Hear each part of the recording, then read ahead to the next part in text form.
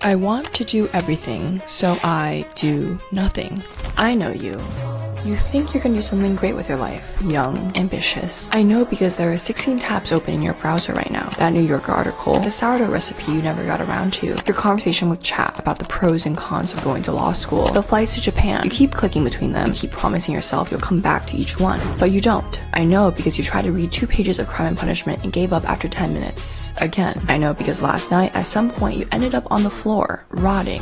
I know because the list of lives you want to live keeps getting longer. Writer, lawyer, chef, C-suite exec, someone who can speak Chinese, French, and Italian, someone who bakes pastries in the south of France. Here's the thing. I've spent most of this year wanting things. I've wanted to write a book. I've wanted to start a company. I've wanted a different version of my apartment. I've wanted to film. And in all those wantings, I was very productive in my head. The actual gym attendance is a different story. The page has a bookmark on page 47 that hasn't moved since February. The apartment looks the same, maybe even worse. I still burn my chicken, and my Chinese has disintegrated to the level of a 6-month-old. The truth is, since college, options have only multiplied. Every life I scroll past looks possible. Social media makes all these lives feel close enough to touch, but too far to actually reach. So how are we supposed to choose? I am addicted to the feeling of being motivated. There's this adrenaline, this high, this buzz that comes when you get a new idea in your head, and suddenly I can see how my life is supposed to go. Every time I get a new idea, the first 48 hours are a blur. It feels like the best version of me has arrived. I start a new Notion page, I pour my heart out onto this freaking page. I imagine the first day of doing it, the first week, how it feels when I finally accomplish the idea, and I lay it out beautifully in my own head. And the dreaming feels like working. That's a trick. The mapping out, the planning, the imagining. I'm genuinely productive in those 48 hours. I'm producing dopamine and not much else. Then it gets hard. You have to sit down and maybe write the draft for the millionth time. You need to go to the gym when it's freezing and you just want to stay inside and order a burrito. By the end of the week, the energy that I had on Monday has completely been depleted. And then the dream dies.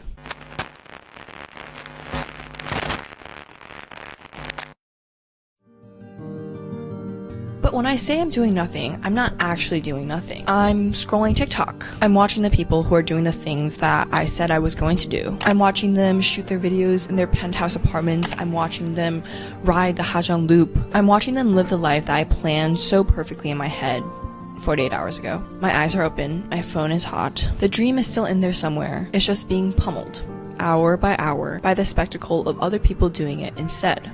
And that's a cycle that I keep getting trapped in. The dreaming, the dying, the rotting. Every few weeks, new idea, same arc.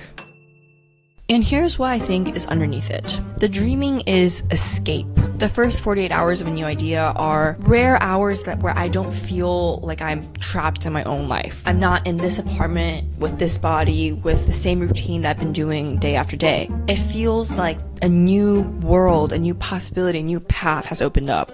There is a gap that exists in all of us. The version of us that imagines and the one that does. I've tried a few explanations for this. I've done a little bit of research. None of them are wrong, but none of them feel quite right either. So I want to walk through it and talk with you guys about my findings and just my thoughts on feeling stuck and what that actually means.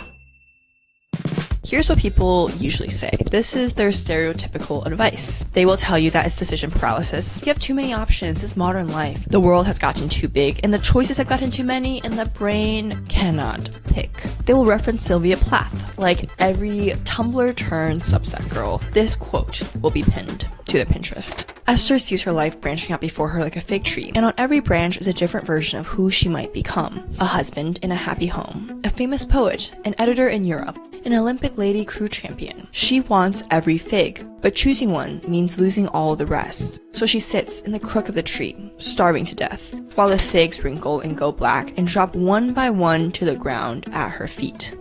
It is a beautiful and terrible passage, and it's somehow on every 20-something-year-old's mood board. They will quote that passage and tell you that's why you can't move. That's a perfect visualization of it. They will also tell you to just start. Take the first step. Done is better than perfect. They will tell you discipline is the answer. They will reference grit and willpower in that one study about marshmallows. They will tell you to choose joy. Pick the thing that lights you up. Trust your intuition. Your authentic self knows what's best. I have read all of these, I've followed all of these. None of them have actually fixed it. Not because the advice is wrong exactly, but because the advice assumes a few things that doesn't seem to be true. The first thing it assumes is that I don't know to just start. I do, but knowing doesn't actually fix it. The second assumes that being stuck is just one thing, with one fix. Stuck is not one thing. I have come to realize that feeling stuck isn't one thing. It's around 4. They overlap, they feel similar, but they have completely different exits. Now let's talk about what stuck is. The first one, too many options. This is the fig tree, the version where the world has too many possibilities and every choice forecloses the other. Pick the editor in Europe and you don't get the husband and kids. Pick the husband and kids and you don't get the famous poet. So you sit at the bottom of the tree and just watch the figs rot. This version of stuck, it's real. I think we've all felt it, but I think it's much rarer than we make it out to be. Most of the time, what we call too many options isn't actually that. It's comfort we don't want to leave. It's the relationship that's fine but going nowhere. The job that we've been meaning to quit for 2 years. That Sunday night where we said we would finally start writing the book, but just watch Law & Order instead. Or maybe it's a refusal that we haven't really admitted to ourselves yet. When we said that we really wanted this thing in life, but for some reason we just never seem to have time for it or get around to it. Or maybe it's just the rumination and the loop and the overthinking in our brain that just keeps going and going in circles before we could even get to the picking part. These are 3 different conditions, and they're all living under this choice metaphor. All of them are not a problem of options, which is why the standard advice, just pick one, pick the one that lights you up, trust your gut, often doesn't actually land. This advice is built for a version of stuck where decision is the actual problem. But most of the time, decision isn't the problem at all. The second one, too much comfort. There's a 19th century Russian novel called Oblomov. Oblomov? I'm butchering that. It's about a young nobleman who, over the course of hundreds of pages, cannot get out of bed. Not because he has too many options, but because his bed is warm, his apartment is quiet, his life is fine. The cost-benefit of doing anything looks bad.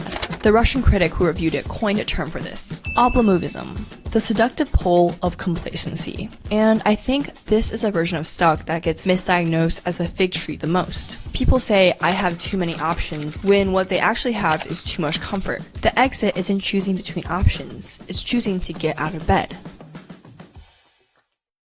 The third one, a quiet refusal. There's a story by Herman Melville called Bartleby the Scrivener. Bartleby is a clerk in a 19th century Wall Street law office. His job is copying legal documents by hand. He's good at it. But then one day, his boss asks him to proofread a document. Bartleby looks up and says, I would prefer not to. The boss is confused, and he lets it go. But the next time, same response. Then Bartleby stops copying altogether. Then he stops leaving the office. He sleeps there. He barely eats. The boss tries reason. He tries threats. He tries offering money. Nothing works. Bartleby keeps saying, I would prefer not to. He never raises his voice. He never gives a reason. He doesn't argue. He just refuses. The boss eventually moves the entire firm to a different building to escape him. Bartleby stays. He gets arrested for vagrancy. He dies in prison, still refusing to eat. He wasn't depressed in any way. He wasn't paralyzed by abundance. He was refusing. And his refusal was impossible to argue with, because there was nothing to argue against. He didn't say no, he just said, I would prefer not to.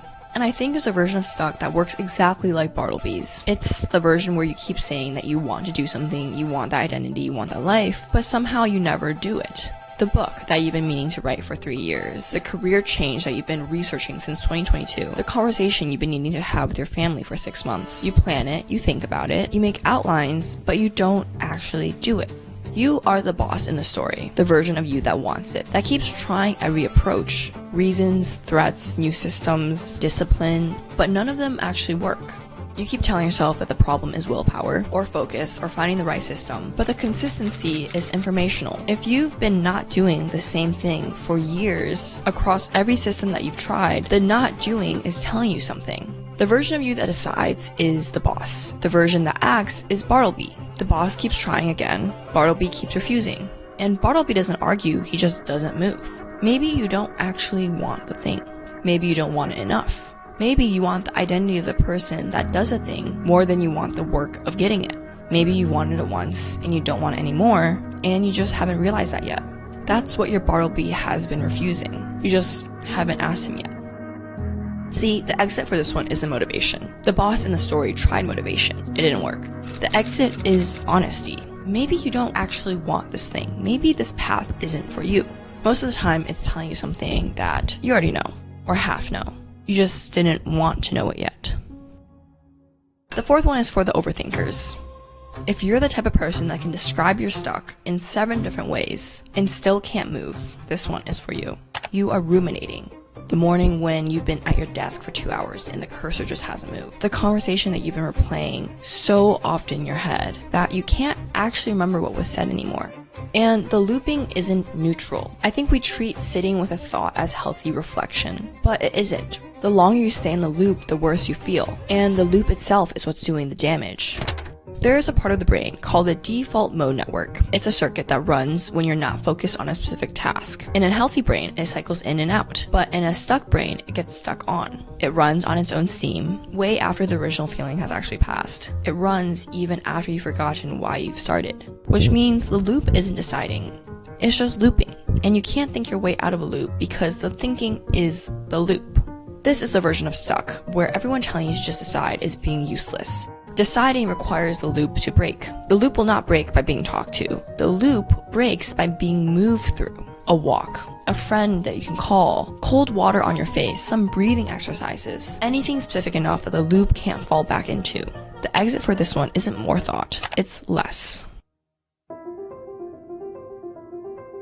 So if you were to ask me which type of stuck that I'm stuck on, I would say I'm stuck at different ones at different times. Sometimes I'm in 2 versions at once. Sometimes I'm just switching in a single afternoon. But this is the whole point of the video. Stuck isn't just one thing, and it doesn't just have one solution. When I am in the fig tree version of stuck, I try to ask myself, what really are my options here? Do I actually have all these options, or am I just imagining these options? Usually, a couple of the figs aren't even real. I just thought that I was supposed to want these figs. When I'm in this comfort version of stuck, I think that's when I try to just do one small thing, truly just take it day by day. When I'm in the refusal version, I think it takes me a while to realize that the thing that I'm stuck on, the thing that I want, might not actually be what I want at all. But I think it's good to just be present that this option could always be there. And when I'm in this loop of stuck, I think doing physical activities really helps. I think the worst thing you can do is just be rotting and thinking and cooped up in your apartment. I know you. The dreaming, the dying, the rotting, repeat. Your next dream is coming this week. It's going to feel like the one. It's going to look different from all the others. It won't be. Unless something is different about us this time. I know which kind of stuck I'm in. I think you know yours too.